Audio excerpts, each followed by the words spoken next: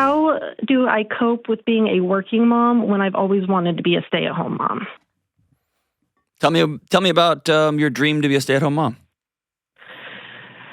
So, I mean, it's what I've always wanted. Like growing up, whenever other kids are, I want to be a doctor, I want to be a lawyer. Just being a wife and mother has always been what I've wanted. Mm-hmm. I always just kind of expected that to happen for me. And so now that it hasn't, I'm struggling with it. So do you have kids? Yes, I have a 10-month-old. A 10-month-old. Oh, no. Mm-hmm. Have you already gone back to work? Yes. Oh, man. It's horrible. The number of, like, absolute amazing executives and professional women I've worked with over the years who come back to work after having their first kid or their second kid, and they're six months to a year in, and they're just dying inside. I can't tell you how many I've talked to. And I'm be honest, some of it has surprised me, right? Like I've been shocked because before they had their kid, they're like, I can't wait to get back here. And then it's like, yeah, I quit. This is stupid. You know what I mean? Absolutely. So tell me why you're not staying at home. So my job is the one that provides our health insurance. My husband has like a very good job, but it just doesn't have that benefit. But he kind of fell into it and makes a lot more money than he probably should doing it. And so moving to a different job for like insurance benefits isn't much of an option. And then just paying them for him outright is crazy expensive. Yeah. Huh. So if you've listened to this show for a while, you know one of the things I always challenge married couples on, anybody, but especially married couples, is this. When you feel like there is only an either-or option, I want you to put 5 crazy options on the table and seriously take pen to paper or keyboard to Excel and explore the realities of those other options. Because I feel like you and your husband have possibly trapped yourselves in absolutes. I have to. We can't. This would never work. Can't, never, have to. Those are all absolute words that bury people, and they're words rooted in fear. Sometimes they're rooted in math, right? If you told me, hey, I have a nurse practitioner degree and I owe $95,000 in student loans and my husband owes 50. Like y'all have a math problem that y'all backed yourself into before you had a kid. So there's a reality to that. If you're saying, no, we have enough money, we would have to go do something different, or my husband would have to get trained in something else and we'd have to take a pay cut for a while until, like, those are all options that you can explore. What I will tell you is, and I'm going to say this, and it's going to sound like I hate to even say this. Can I just call out, you are now officially a card-carrying member of the American Woman's Industrial Guilt Complex. That sounds accurate. If you stay at home, you're feeling guilty about your family. And if you are working, you're feeling guilty about being a bad mom. And if you talk to your husband about maybe getting another job, you feel like a bad one. Like you are in a situation where emotionally, right this second, you can't win. Okay? So knowing that we are not going to feel good right this second about any of our next move, we can then start being honest about what would the next right move be. You get what I'm saying? I do. Okay, so I'm telling you all that as a preface to, I'm going to tell you something, and you have to promise me I won't get off the phone and spiral out, okay? Okay, I promise. By the way, you can spiral out if you want to. I do it on a weekly basis, right? I promise you 2 years from now, 5 years from now, your husband would rather be married to somebody who loves the life she is co-creating with him, even if that means less money. I promise you, your kid, your 10-month-old, will do better over time if she has a mother who is regulated in her own skin.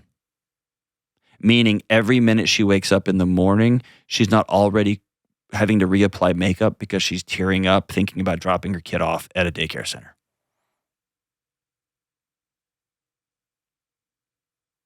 And so knowing that, I'd rather you have a season of we don't have very much money. We are broke. We are struggling. We are grinding it out. Husband's taking a second job, whatever. You're working part-time.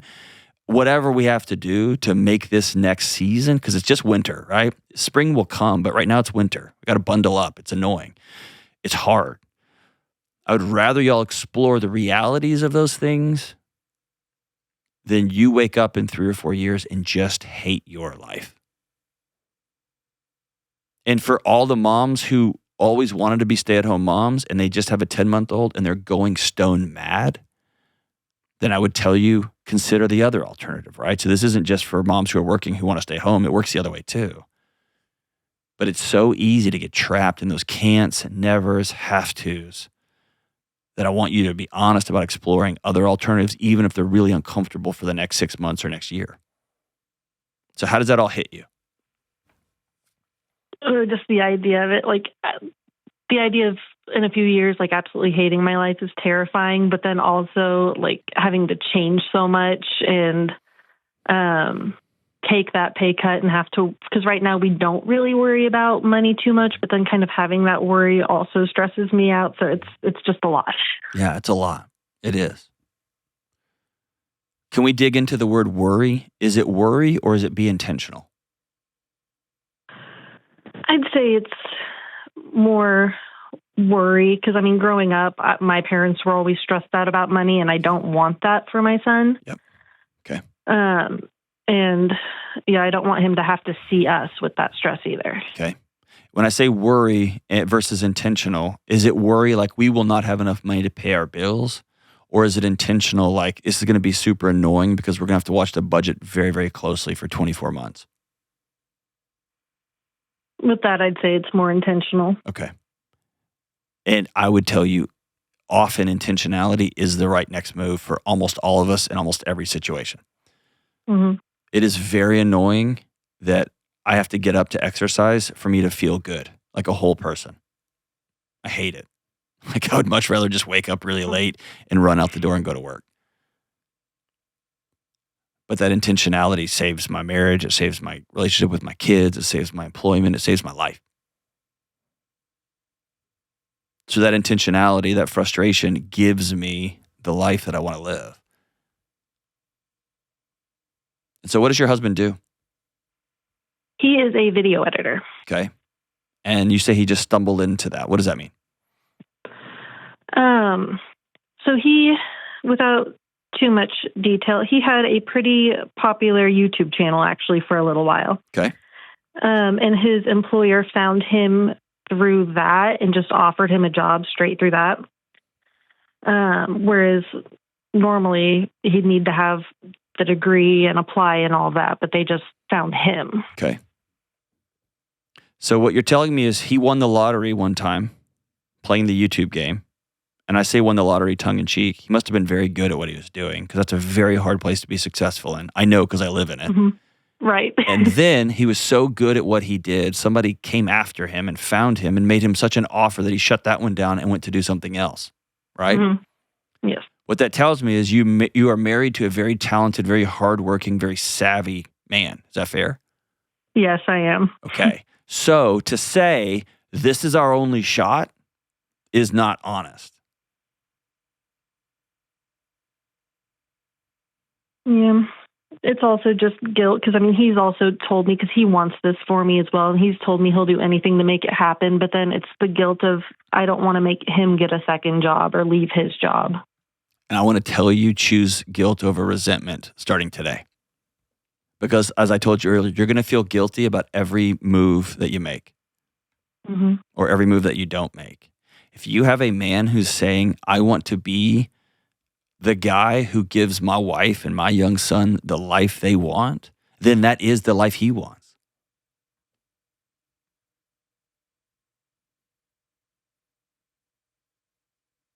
Do you get what I'm saying? Yeah, I do. And by the way, if my wife came home tomorrow and said, we have to be done with this, Kelly just looked up and she's like, please don't quit. But like, if my wife came home and said, we have to be done with this.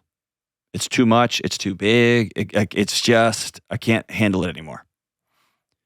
There's not a question in my mind that I wouldn't opt out of this thing. It might be us being real and saying, "Wait, it's going to take us 6 months. It's going to take us a year. It's going to take us, I got to figure out what comes next. I got to start reapplying," like all that. There would be some logistics to it. And I would be frustrated. I'd be annoyed because I love what I do. And that doesn't mean that it wouldn't be the right thing to do. But what I would tell you as a husband, if my wife is silently suffering and not telling me and trying to, slowly burning like an old cigarette with the ash of resentment, I would be really frustrated because that would lack integrity. Because when we both said we're both all in, that meant we're going to be honest with each other. We're going to do the next right thing for each other. And we are going to build the life together that we both want.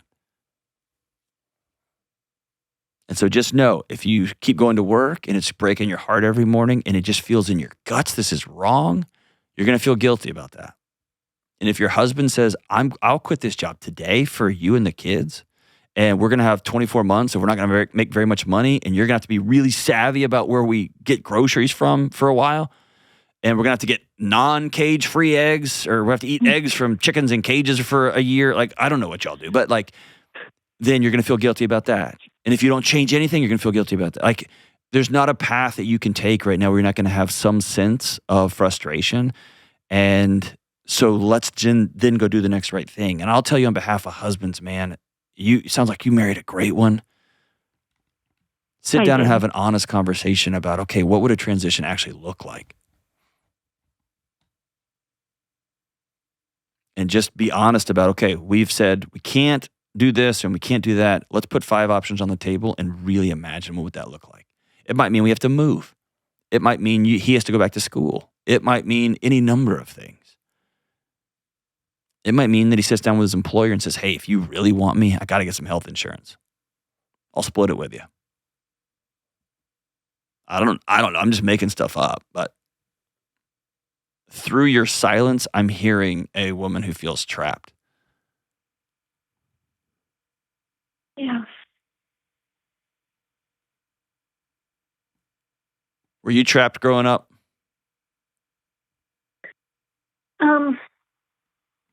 Yeah. Okay. Yeah, kind of. Was it your job to make sure everybody was okay growing up? Yeah, I had a sibling that was a lot younger than me, and he was kind of my responsibility. Okay.